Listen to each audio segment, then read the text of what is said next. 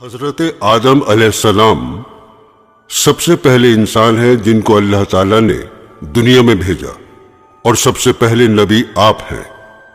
آپ ہی کی اولاد ساری دنیا میں پھیلی ہوئی ہے۔ اللہ تعالیٰ نے حضرت آدم علیہ السلام کو سب چیزوں کے نام سکھا دیے، پھر ان کو فرشتوں کے سامنے کیا اور فرمایا، اگر تم سچے ہو تو مجھے ان کے نام بتاؤ۔ انہوں نے کہا کہ تو پاک ہے، جتنا علم تو نے ہم کو بخشا ہے اس کے سوا ہم کو کچھ نہیں معلوم۔ پھر اللہ تعالیٰ نے فرشتوں کو حکم دیا کہ تم آدم کو سجدہ کرو، تو وہ سب سجدے میں گر پڑے، مگر شیطان نے سجدہ نہیں کیا۔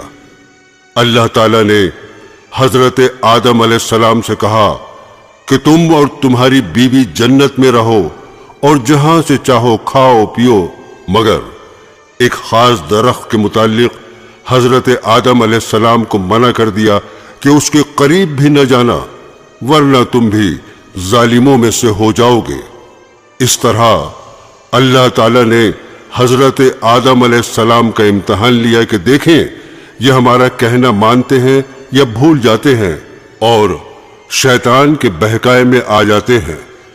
شیطان جو پہلے ہی حضرت آدم علیہ السلام سے ناراض تھا کہ ان کی وجہ سے وہ خدا تعالیٰ کے دربار سے نکلا اور خدا تعالیٰ کی لعنت اس پر ہوئی، اور اس نے قسم کھائی تھی کہ میں حضرت آدم اور اس کی اولاد کو قیامت تک بہکاتا رہوں گا کہ اللہ تعالیٰ کا کہنا نہ مانے اور خوب برائیاں پھیلائے۔ آخر ایک دن حضرت آدم علیہ السلام اور ان کی بیوی حضرت حوا علیہ السلام بھول سے شیطان کے بہکائے میں آ گئے اور درخت کا پھل کھا لیا۔ پھل کھاتے ہی دونوں ننگے ہو گئے اور جنت کا لباس ان کے بدن سے غائب ہو گیا، اور وہ جنت کے پتوں سے اپنے بدن کو چھپانے لگے۔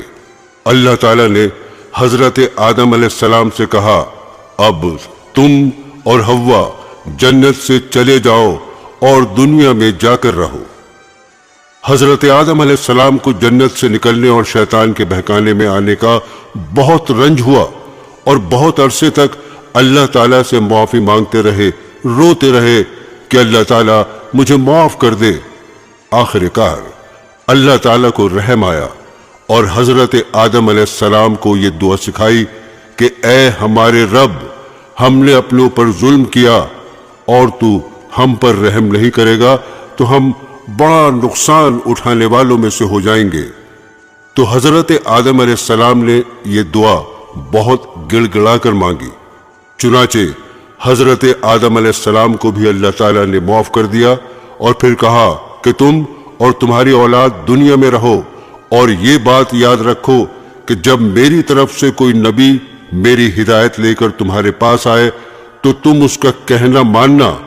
جو میرے بھیجے ہوئے نبیوں کا کہنا مانے گا اس کو پھر نہ کوئی خوف ہوگا اور نہ غم ہوگا، اور جو لوگ میرے نبیوں کی بات کو نہیں مانیں گے اور ہماری آیتوں کو جھٹلائیں گے وہ دوزخ میں جائیں گے اور ہمیشہ اسی میں رہیں گے۔ اس کے بعد حضرت آدم علیہ السلام اور حضرت حوا دنیا میں رہنے سہنے لگے۔ حضرت آدم علیہ السلام 900 سال زندہ رہ کر وفات پا گئے۔